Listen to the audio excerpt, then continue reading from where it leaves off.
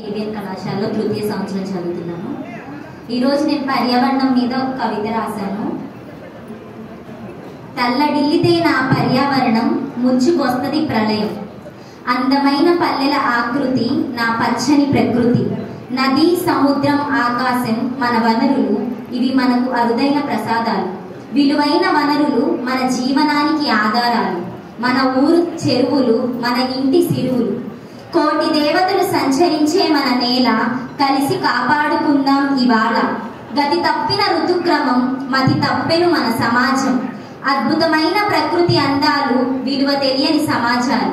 పంచభూతాలు మానవానికి వరాలు, కాపాడాలి తరతరాలు.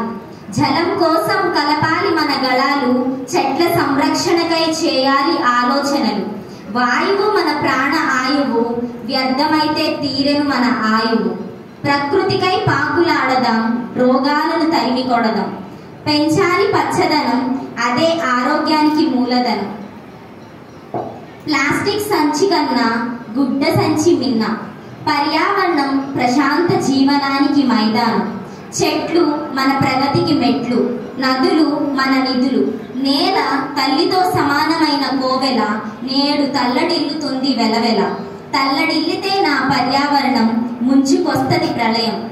ఆలోచించాలి నేటి మన తరం, వాడాలి ప్లాస్టిక్ కి ప్రత్యామ్నాయం. పర్యావరణాన్ని కాపాడాలి మనందరం, చేయాలి దేశ ప్రజల్ని ఆరోగ్యమయం. ప్లాస్టిక్ పై యుద్ధం, పర్యావరణానికై నేటి మనందరం సిద్ధం.